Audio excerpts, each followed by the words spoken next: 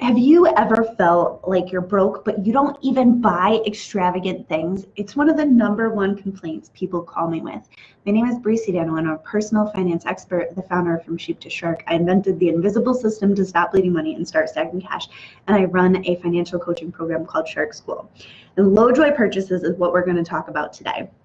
Now, when I talk about low joy purchases, typically when I'm in somebody's transactions, there are 3 things I'm looking for to get rid of, because there's no deep sacrifice. The first is waste, the second is low joy purchases, and the third is inefficiencies. And today we're going to talk about low joy purchases.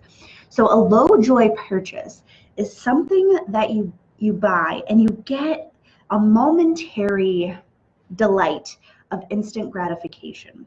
But the way that you could tell what a low joy purchase is it's not helping you to achieve your financial goals. It does not nourish your soul, and it does not provide any lasting joy. Now, typically the attraction to low joy purchases is because it's cheap or it's on sale. It's super cute and like fun to pick up. You could say the phrase, I could use this. So if you're at Target and you see something, you're like, oh, I could use this. That's usually a low joy purchase. Or so-and-so would love this is the last way that you would notice. Oh, look at this. My son would love this, or my niece would love this. All right. And so typical low joy purchases that I see, I'm going to move over so you guys can see this. I don't think you can see it. So convenience foods are typically low joy purchases. Things like if you're eating a cheeseburger in your car, probably, not delicious, not super exciting. Housewares. And so throw pillows, blankets, a zillion scented candles, usually, not all, but some are low joy purchases. A lot of clothes, toys, and beauty products can usually be lumped in with low joy purchases. Now listen, if you're feeling like, hey, F you lady, I love my toys or I love my clothes, well then, okay, cool, keep it. But just these are typically what I see in terms of low joy purchases. So what I want to talk to you about today is 9 ways to avoid making low joy purchases.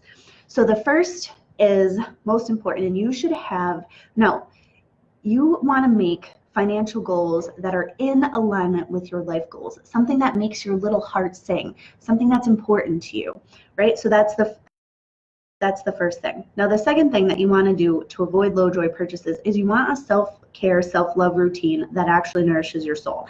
And because most of the time we're buying stuff, we're consuming something to get a certain kind of feeling. And most of the time it's relaxation or joy or a little bit of pampering. And sometimes we can get those same things like when we're conscious about it and we don't have to go out and buy it.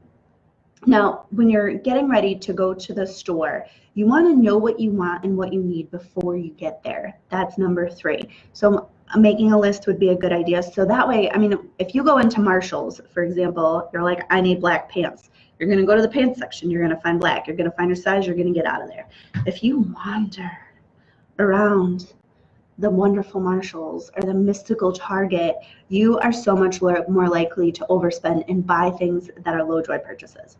All right, now the fourth is before you even leave your house, one thing that you want to do is declutter your space. Oh, hey, Angelica.